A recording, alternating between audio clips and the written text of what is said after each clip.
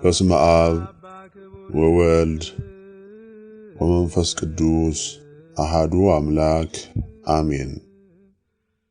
አቡነ ገብረ መንፈስ ቅዱስ። የአባታችን የአቡነ ገብረ መንፈስ ቅዱስ አባቱ ስምዖን ይባላል። እናቱ ደግሞ ከነገደ ብንያም ስሟ አቅሌስያ ይባላል። ወላጆቻቸው በእግዚአብሔር ፊት ደጋጎች ነበሩ። አቅሌስያ መክና ልጅ አታ ልጅ ባለማግኘቷ እያለቀሰች 30 ዘመን ኖረች። ከዕለታት በአንድ ቀን ወደ ቤተ ክርስቲያን ገብታ የአብ የወልድ የመንፈስ ቅዱስ ስዕል ካለበት ፊት ለፊት ቆማ እባክህ ጌታዬ አንተን ደስ የሚያሰኝ ፈቃድህን የሚፈጽም ንጽሕናን የሚወድ ልጅ ስጠኝ ብላ ጸለየች። ያን ጊዜ ከስዕሉ ቃል ወጥቶ ስልጣኑ ከሰማይ ከፍታ ከፍ የሚል ንጽሕናው ከቅዱስ ሚካኤል ከቅዱስ ገብርኤል የሚተካከል ክህነቱ እንደ መልከጼዴቅና እንደ መጥምቁ ዮሐንስ እንደ ነቢዩ ኤልያስ የሆነ ልጅ እንቺ ተቀበይ አላት። ከዚህ በኋላ አቅሌስያ መጋቢት 29 ቀን በ852 ዓመተ ምህረት ጸነሰች። በታኅሳስ 29 ቀን በ853 ዓመተ ምህረት ደምግባቱ ያማረ ልጅ ወለደች።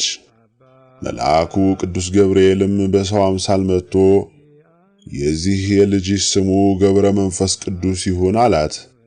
ከዚያን ጊዜ ጀምሮ መልአኩ እንዳወጣላት ገብረ መንፈስ ቅዱስ ተብሎ ተጠራ። በዚያን ቀንም ሕፃኑ ተነስቶ ከእናቱ ጭን ወርዶ ለአብ ለወልድ ለመንፈስ ቅዱስ 3 ጊዜ ሰገደ። ዳግመኛም ከጨለማ ወደ ብርሃን ላወጣኝ ለአብ ለወልድ ለመንፈስ ቅዱስ ምስጋና ይሁን አለ።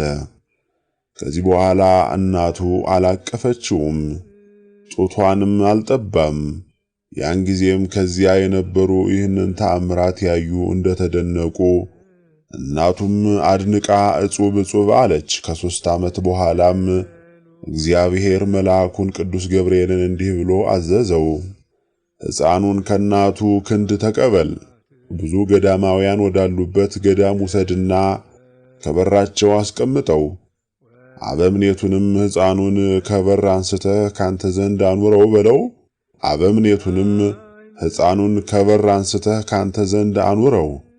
አኑረው በለው።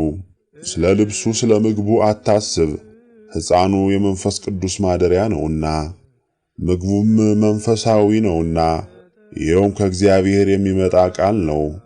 ሰው በእንጀራ ብቻ እንዳይኖር አውቃለሁ እንዳለ ማቴዎስ ምዕራፍ 4 ከቁጥር 4፣ እንዲሁም ዘዳግም ምዕራፍ 8 ከቁጥር 3። የእግዚአብሔር መልአክም ሕፃኑ ወዳለበት ወርዶ ሕፃኑን ከእናቱ ክንድ ወስዶ ሴት ልጇን እንደምታቅፍ በክንፍ አቅፎ፣ ከዚያ የነበሩ ሰዎችም የእግዚአብሔር መልአክ ሕፃኑን በክንፍ አቅፎ ሲወስደው ባዩ ጊዜ ደነገጡ። እስከ 7ቱ ሰማያት አውጥቶ ወደ እግዚአብሔር አቀረበው። እግዚአብሔርም ሕፃኑን ባረከው። ሁለተኛም እግዚአብሔር መልአኩን እንዲህ አለው፣ ወደ እናቴ ወደ ማርያም ውሰደውና ትባርከው። ዳግመኛም ከአዳምና ከሔዋን ሄሮድስ እስካስፈጃቸው ሕፃናት ድረስ ወደ እነሱ ቅዱሳን ውሰደውና ይባርኩት። የሰጡትንም ጸጋ አይተው እንዲያመሰግኑኝ። ያን ጊዜም ወደ እመቤታችን ወሰደውና ሳመችው፣ ባረከችው። ዳግመኛም ወደ ቅዱሳን ሁሉ ወሰደውና ሰላም አሉት። ዳግመኛም መልሶ ወደ እግዚአብሔር አቀረበው። መድህን ጌታም እንዲህ አለው፣ ሕፃን ገብረ መንፈስ ቅዱስ በመንግሥቴ ከኔ ጋር ትነግሣለህና ደስ ይበልህ። በርታ፣ የሚደርስብህን ሁሉ ታገስ። ብዙ ነፍሳት ባንተ ምክንያት ይድናሉ እና ሰላሜ ካንተ ጋር ይሆናል። ከዚህም በኋላ አባ ዘመደ ብርሃን ወዲያውኑ ተነስቶ ነገሩ እውነት እንደሆነ ያውቅ ዘንድ ፈጥኖ ወጣ። መልአኩ እንደነገረው ሕፃኑ ከበር ተቀምጦ ፈገግታን ተሞልቶ አገኘው። ፈገግ ብሎ ደስ ብሎትም ለእግዚአብሔር ሰገደ። ሕፃኑንም አንስቶ ስሞ ታቅፎ ወደ ቤቱ አገባው። በፍቅር በስነ ሥርዓት አሳደገው። መዝሙረ ዳዊትን፣ ቤተ ክርስቲያን የምትቀበላቸው መጻሕፍት ሁሉ አስተማረው። ትምህርቱን በጨረሰ ጊዜ ማዕረገ ድቁና ይሰጠው ዘንድ ስሙ አብርሃም ወደሚባል ሊቀ ጳጳስ ወሰደው። ጳጳሱም እጅግ ደስ አለውና ባረከው፣ ማዕረገ ድቁናንም ሾመው። እንደ ቀዳሚ ሰማዕት ቅዱስ እስጢፋኖስም ጸጋ ሞገስን የተሞላ ሆነ። ከጥቂት ዘመንም በኋላ እንደ እንጦንስ አስኬማን ሰጠው፣ ወገቡንም በማቅ ታጠቀ። ከጥቂት ዘመን በኋላ ቀሰሰ። በጾም በጸሎት ተጠምዶና ተወስኖ ኖረ። መድኃኒታችንም በወንጌል ሰውነቱን ሊያድናት የሚወድ ይጥላት፣ ስለ እኔ ሰውነቱን የጣላት ያገኛታል ያለውን በማቴዎስ ወንጌል ምዕራፍ 10 ከቁጥር 39 ቃል ያለውን ቃል አሰበ። ከሰው ተለይቶ በገዳም ብቻውን ኖረ። እንደ ሐዋርያትም የተአምራትና የፈውስ ሀብት ተሰጠው። ስለዚህ አጋንንትን ከሰዎች ሲያወጣ፣ ድውያንን ሲፈውስ፣ ለምጻሞችን በቃሉ በጸሎቱ ያመኑ ከደዌያቸው ሁሉ ይፈወሱ ነበር። ዜና ትሩፋት በዓለም ተሰማ። ከዕለታት በአንድ ቀን መልአኩ ቅዱስ ገብርኤል አባታችን ወዳለበት መጥቶ ቀድሞ ወደ ሰማይ እንዳወጣሁህና ወደ ሰማይ ላውጣህ አለው። በክንፉ ታቅፎ ወደ እግዚአብሔር አቀረበው። ጌታችንም አለው በክንፉ ታቅፎ ወደ እግዚአብሔር አቀረበው። ጌታችንም እጁን ዘርግቶ ባረከው፣ እንዲህም አለው በጸሎትህና በአማላጅነትህ ከሲኦል የምታወጣቸው ብዙ ነፍሳት አሉ። ከሰው ተለይተህ ወደ ጫካ ግባ፣ ከአንበሶችና ከነብሮች ጋር ኑር። የእነዚህም ቁጥራቸው አንበሶች 60 ነምሮችም 60 ናቸው። አባታችንም አቡነ ገብረ መንፈስ ቅዱስ ጌታችንን እንዲህ አለው የሰጠኸኝ እነዚህ አንበሶችና ነብሮች ምን ይመገባሉ? አለው። ጌታችንም እንዲህ አለው የረገጥከውን ምድር ይልሳሉ፣ በዚያው ይመገባሉ። ወደ እኔ እስከምትመጣ ድረስ ይኸው ምግብ ይሆናቸዋል። ጌታችንም ወደ ቀድሞ ቦታው እንዲመልሰው መልአኩ ቅዱስ ገብርኤልን አዘዘው። ከዚህ በኋላ ከራሱ እስከ ጽሕሙ እስከ እግሩም ድረስ ጸጉር በቀለበት። ጸጉሩም 1 ክንድ ከስንዝር ይሆን ነበር። ቅዱሱ ግን ሰውነቱን ከቀን ወደ ቀን በልዩ ልዩ ገድል ይቀጣት ነበር። ስለዚህም በእግዚአብሔር ዘንድ ሁል ጊዜ በክብር ላይ ክብር ይጨመርለት ነበር። ተአምራትንና ድንቅ ድንቅ ሥራንም መስራት፣ በድውያንም ላይ ፍጹም ፈውስ ተሰጠው። ቅዱሱም ከሰው ተለይቶ ወደ ጫካ በመግባት በዚያም ኖረ።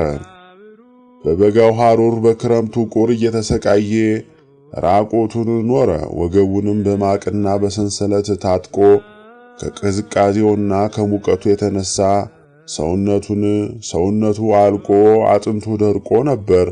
ሰውነቱም ከእግዚአብሔር ፊት ራቆትሽን ትቆሚያለሽና እወቂ፣ ጽኚ፣ በርቺ፣ ጨክኚ ይላት ነበር። እንዲህ ባለ ሥራም በጾም በጸሎት በስግደት በብዙ ትጋት ቀንም ሌትም ጽሙድ ሆኖ ኖረ። መላእክት እየመጡ ይጎበኙት ነበር። አትክልት ውሃም አይጠጣም አይመገብም ነበር። በእውነት ቅዱስ አቡነ ገብረ መንፈስ ቅዱስ እንደ መላእክት ሆኖ ኖረ። እንዲህ እየተጋደለ በግብጽ 300 ዓመት ኖረ። አቡነ ገብረ መንፈስ ቅዱስ ከዚህ በኋላ ወደ ኢትዮጵያ መጥቶ በዝቋላ ገዳም እህል ሳይበላ ውሃ ሳይጠጣ ልብስ ሳይለብስ 262 ዓመት ራቆቱን ኖረ።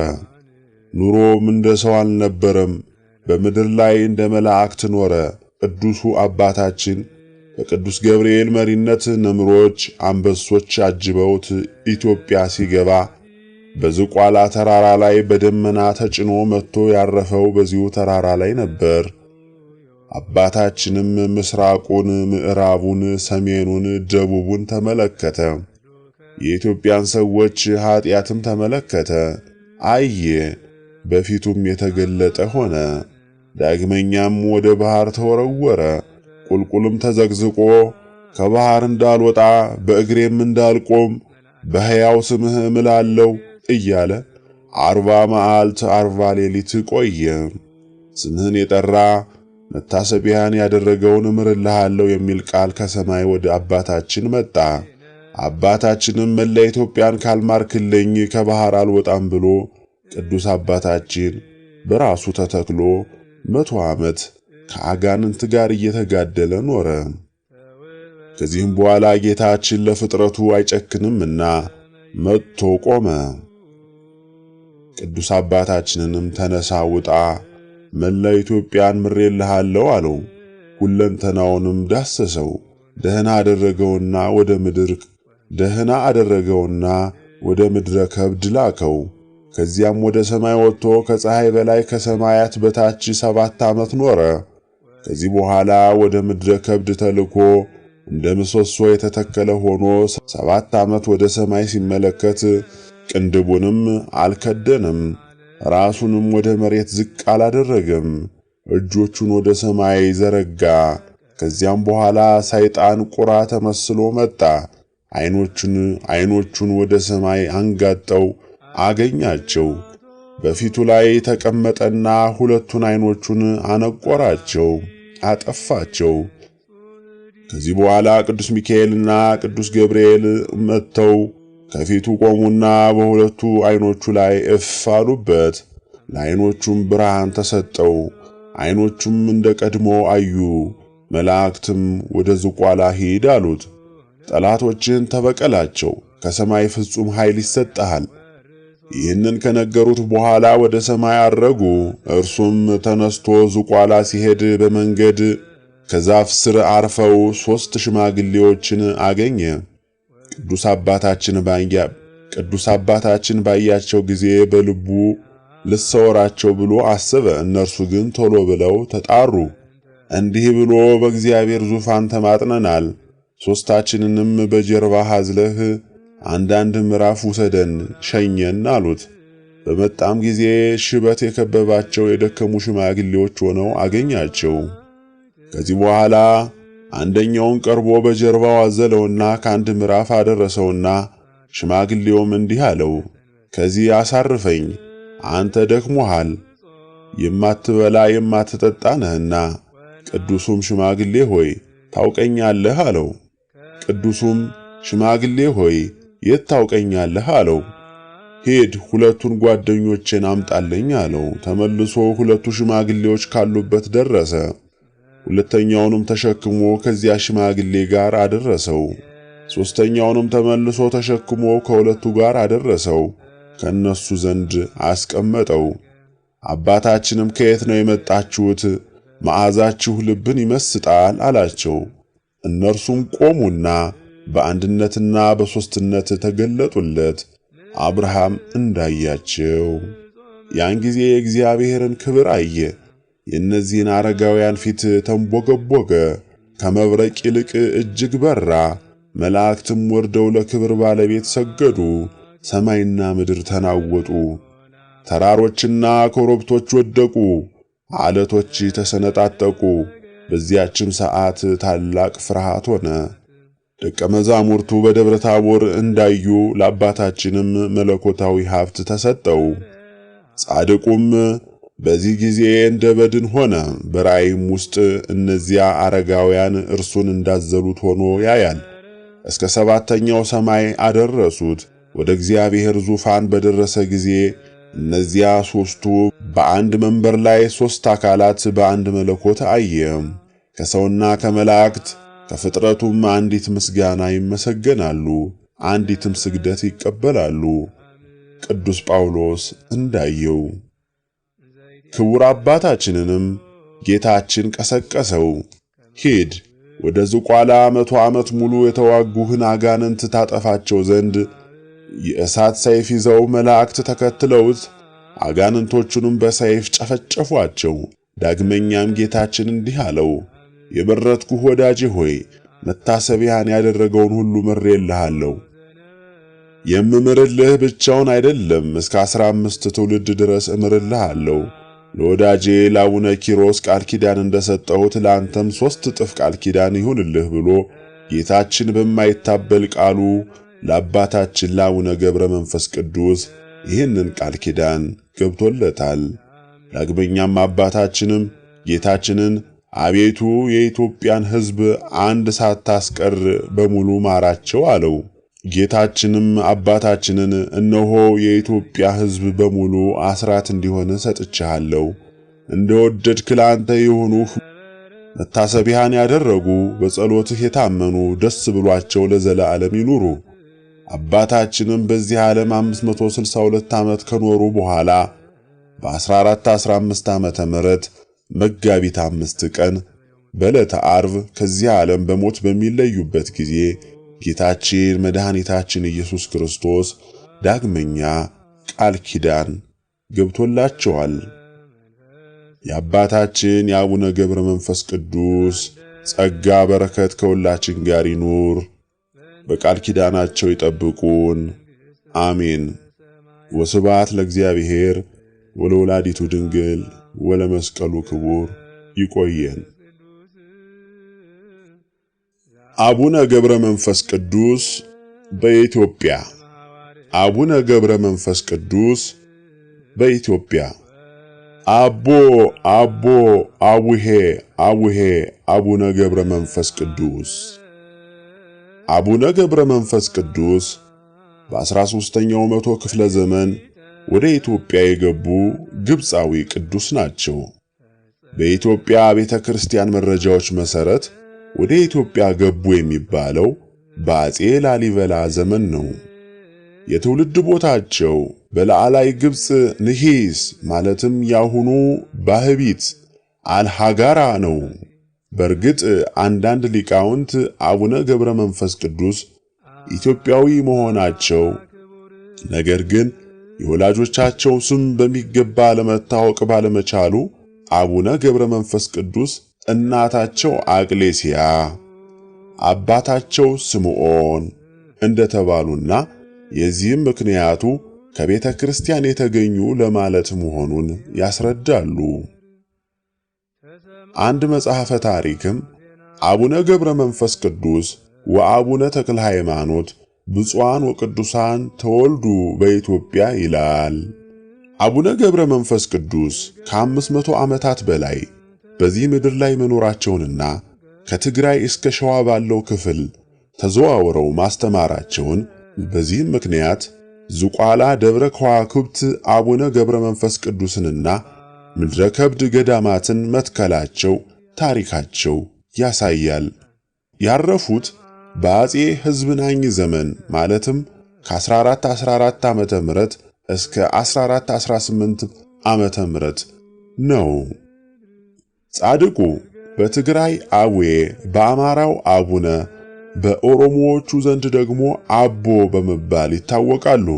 ዋናዎቹ ገዳሞቻቸው ሁለት ሲሆኑ ዝቋላ በኦሮሚያ ክልል፣ ምድረ ከብድ ደግሞ በደቡብ ክልል ይገኛሉ።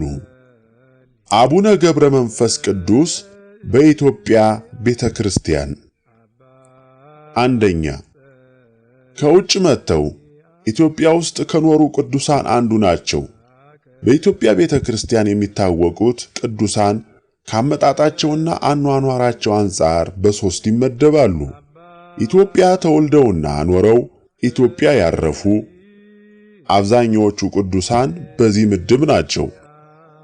ከውጭ መጥተውና ኖረው ኢትዮጵያ ያረፉ እንደነ አቡነ ሰላማ ከሳቴ ብርሃን፣ እንደነ ማኅበረ ጻድቃን፣ እንደ ተሰዓቱ ቅዱሳን፣ እንደ አባ ሊባኖስ፣ እንደ አቡነ ገብረ መንፈስ ቅዱስ፣ እንደነ እጨጌ እንባቆም ማለት ነው። ኢትዮጵያ ተወልደው ውጭ የኖሩ ማለት ነው። ኢትዮጵያ ተወልደው ውጭ ኖረው ያረፉ እንደነ አቡነ ኤዎስጣቴዎስ ማለት ነው። ሙሴ ጸሊም፣ ሙሴ ሐበሻው ወይም ደግሞ ሙሳ አልሐበሻ፣ ገብረ ክርስቶስ ወይም ደግሞ አብዱል መሲህ ማለት ነው። አቡነ ገብረ መንፈስ ቅዱስ በውጭ አገር ተወልደው ኢትዮጵያ መጥተው ኖረው ካረፉ ቅዱሳን የሚመደቡ ናቸው። ሁለተኛ፣ በቁም ከሚሳሉ ጥንታውያን ስዕሎች አንዱ ናቸው። በኢትዮጵያ ቤተ ክርስቲያን የግድግዳና የብራና ላይ ስዕሎች መካከል ለብቻቸው በቁም በአብዛኛዎቹ አብያተ ክርስቲያናት ከሚሳሉት አራት ቅዱሳን አቡነ ተክለ ሃይማኖት፣ አቡነ ኤዎስጣቴዎስ፣ አቡነ ገብረ መንፈስ ቅዱስና አቡነ አረጋዊ አንዱ ናቸው። የቁም ስዕላቸው ከወሎ ገነተ ማርያም እስከ አዲስ አበባ በሚገኙ አብያተ ክርስቲያናት ግድግዳ ላይ ይገኛል። ሶስተኛ ከአቡነ ተክለ ሃይማኖት ቀጥለው በኢትዮጵያ ቤተክርስቲያን የሚከበሩ ጻድቅ ናቸው። በ1990 ዓመተ ምህረት በነበረው የሰበካ ጉባኤ የአብያተ ክርስቲያናት ቅጽ መሰረት በመላ ሀገሪቱ ከ2620 በላይ በአቡነ ገብረ መንፈስ ቅዱስ ስም የሚጠሩ አብያተ ክርስቲያናት ነበሩ። አራተኛ የንጉሥ አዋጅ ቅድስናቸውን ካወጀላቸው ቅዱሳን አንዱ ናቸው። በዓላቸው በመጋቢትና በጥቅምት 5፣ ጥቅምት 27 እና በታኅሳስ 29 እንዲሆን ንጉሥ ሕዝብናኝ አውጇል። አምስተኛ በ14ኛውና በ15ኛው መቶ ክፍለ ዘመን የጸሎት መጻሕፍት የሥርዓተ ጸሎት ቅደም ተከተል መሠረት ከአቡነ ተክለ ሃይማኖት ቀጥለው ለምልጃ የሚጠሩት ገብረ መንፈስ ቅዱስ ናቸው። ስድስተኛ በሰዓታትና በኪዳን ጸሎት ጊዜ ገድላቸው ከሚነበቡ ኢትዮጵያውያን ቅዱሳን እና አቡነ ተክለ ሃይማኖት፣ አቡነ ገብረ መንፈስ ቅዱስ፣ አቡነ አረጋዊ አንዱ ናቸው። ሰባተኛ የአራዊት አባቶች ከሚባሉት አቡነ ሳሙኤል ዘዋልድባ፣ አቡነ አረጋዊ፣ አቡነ በርተሎሜዎስ አንዱ ናቸው። አቡነ ገብረ መንፈስ ቅዱስ በኢትዮጵያውያን ሕዝብ ባህል ውስጥ አቡነ ገብረ መንፈስ ቅዱስ ከሌሎች ኢትዮጵያውያን ቅዱሳን በተለየ በሕዝቡ ባህል ውስጥ ቦታ አላቸው። በሕዝቡ ባህል ውስጥ ቦታ በመያዝ ከቅድስት ድንግል ማርያም ቀጥሎ ያለውን ቦታ ሳይዙ አይቀሩም። የዚህም ምክንያት በእርግጠኝነት መናገር ከባድ ይመስለኛል። የኔ ግምት ግን ከሁለት ነገር የመነጨ ነው። አንደኛ አቡነ ገብረ መንፈስ ቅዱስ በሽምግልናቸው የሚታወቁ ጻድቅ በመሆናቸው በኢትዮጵያውያን ዘንድ ሽማግሌ ካለው የከበሬታ ስፍራ የመነጨ ሊሆን ይችላል። ሁለተኛ አቡነ ገብረ መንፈስ ቅዱስ ሲመጡ ከቅዱስ ላሊበላ ሲያርፉ ከንጉሥ ሕዝብናኝ ጋር ከነበራቸው ግንኙነት ባለፈ ከቤተ መንግሥቱ ርቀው የኖሩ ሕዝባዊ አባት በመሆናቸው የተነሳ የተፈጠረ ሕዝባዊ ቅቡልነት ሊሆን ይችላል። እስኪ አንዳንድ ማሳያዎችን እንመልከት። አንደኛ በይት ባህሎች። አንደኛ አስታራቂነት። ነብርና አንበሳ አይስማሙም። በአቡነ ገብረ መንፈስ ቅዱስ ስዕል ስር ግን ነብርና አንበሳ ተስማምተው ይታያሉ። በዚህ የተነሳ ለመታረቅ አስቸጋሪ የሆኑ ሰዎችን ለማስታረቅ የሚሄዱ ሽማግሌዎች አቦን ሆነን መተናል ይላሉ። ሁለተኛ የአቦ ጠበል። አንድ ሰው እየተመገበ ቢያንቀው የአቦ ጠበል እያልክ ውሃን 3 ጊዜ ጠጣው ይባላል።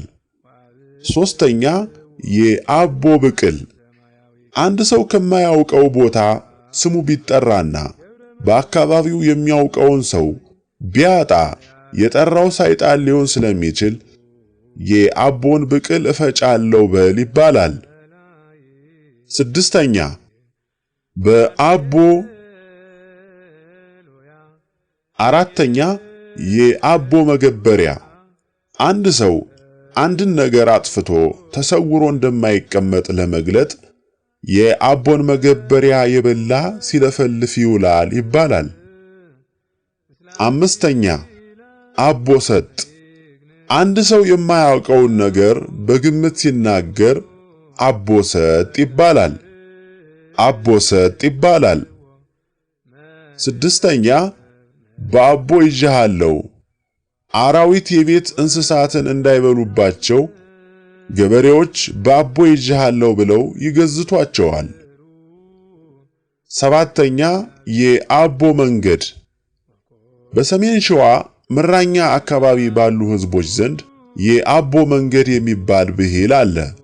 አቡነ ገብረ መንፈስ ቅዱስ ሚዳ ከሚገኘው የአቡነ መልከጼዴቅ ገዳም ጥቂት ጊዜ ቆይተዋል ይባላል። በኋላም ከዚያም ገዳም ሲወጡ አቡነ መልከጼዴቅ የት ሊሄዱ ነው ብለው ቢጠይቋቸው እርሱ ወደ መራኝ ብለው መለሱላቸው። ከተማው መራኛ የተባለው በዚህ ምክንያት ነው ይባላል። ታዲያ በዚህ ምክንያት አንድ ሰው መድረሻውን በውል ሳያውቀው መንገድ ሲጀምር መንገዱ የአቦ መንገድ ይባላል። 8ኛ የአቦ ቁራ። ሰይጣን በቁራ ተመስሎ የአቡነ ገብረ መንፈስ ቅዱስን ዓይናቸውን ሊያወጣ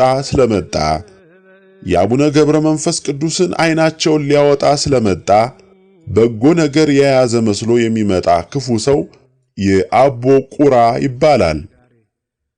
9ኛ በአቦ በስላሴ። በሕዝቡ ብሂል ውስጥ ከስላሴ ጋር ተያይዘው ብዙ ጊዜ የሚጠሩት ገብረ መንፈስ ቅዱስ ናቸው። በአቦ በስላሴ ሲባል አጥብቆ መለመን ነው። በሕዝባዊ መዝሙሮቹም ውስጥ በ5 አቦ ናቸው፣ በ7 ስላሴ የሚል ሐረግ በተደጋጋሚ ይሰማል። ሁለተኛው ማሳያችን አቡነ ገብረ መንፈስ ቅዱስ በኢትዮጵያውያን ባህልና ልማድ ውስጥ በባህላዊ ዘመን ቆጠራ አቦ በገበሬው የወቅት አከፋፈል የዘመን መክፈያ ናቸው። አንደኛ በገበሬው የዘመን አቆጣጠር ክረምት የሚባለው የሐምሌ አቦ ዕለት ነው። የሚወጣው ደግሞ የጥቅምት አቦ ነው።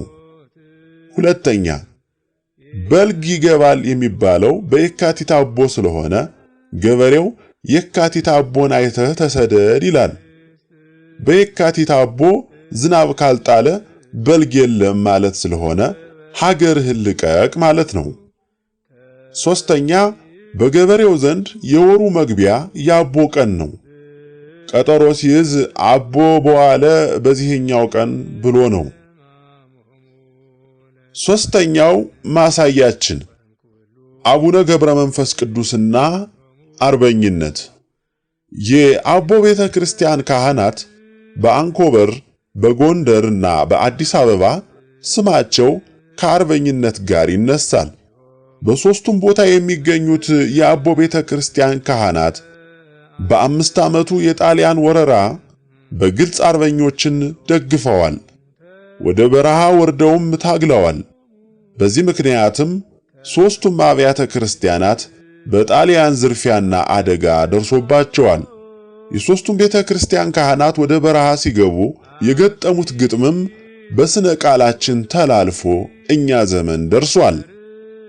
የአንኮበር ካህናት እንዲህ ሲሉ ገጠሙ።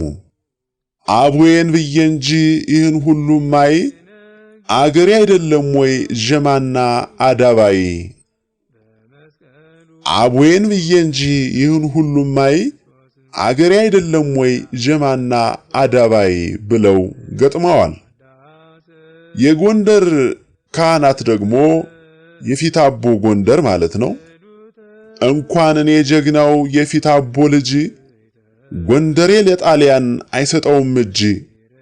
እንኳን እኔ ጀግናው የፊት አቦ ልጅ ጎንደሬ ለጣሊያን አይሰጠውም እጅ በማለት ገጥመዋል። አዲስ አበባ ቀበና አቦ የነበሩ ካህናት ደግሞ እንዲህ ብለዋል። ወግጅልኝ ድጓ ወግጅልኝ ቅኔ ወንዶች ከዋሉበት እውላለሁ እኔ። ወግጅልኝ ድጓ ወግጅልኝ ቅኔ ወንዶች ከዋሉበት እውላለሁ እኔ በማለት ወደ አርበኝነታቸው ተቀላቅለዋል። አራተኛው ማሳያችን ስምና አቦ አቡነ ገብረ መንፈስ ቅዱስ። እስካሁን ድረስ ባለው ባህል ከእግዚአብሔርና ከቅድስት ድንግል ማርያም ስሞች ውጪ ስማቸው ስም የሚሆነው አቦ ናቸው። አቦነሽ፣ አቦነህ የሚል ስም አለን። በሌሎቹ ቅዱሳን ግን የለም፣ ዘርፍ ይጨመርበታል። ወለተ፣ ገብረ እንደሚለው ያለ ማለት ነው። አምስተኛው ማሳያችን አቦና ጠበል። የገጠር ሰው ትዳር ሲይዝ መጀመሪያ የሚጠጣው አቦን ነው። አቦን ቀድሞ የጠጣ ትዳሩ ይሰምራል፣ ከሰውም ጋር በሰላም ይኖራል ተብሎ ይታመናል። ስድስተኛው ማሳያችን አቦ የቅኔ መማሪያ። አቦ ቅኔ ለቅኔ ተማሪ የመማሪያ 2 ቤት ቅኔ ነው። አቦ ውርዝው እምነ ኩሉ በለጡ አንድ እንጀራ በጨው እስመ በማለዳ ለምጠጡ። ማጠቃለያ ከላይ ያየናቸው ስነ ቃላውያን መረጃዎች መሰረት ስናደርግ አቡነ ገብረ መንፈስ ቅዱስ ከሌሎች የኢትዮጵያ ቤተክርስቲያን ቅዱሳን በላይ በሕዝቡ ውስጥ ባህላዊ ቦታ እንዳላቸው ያሳየናል።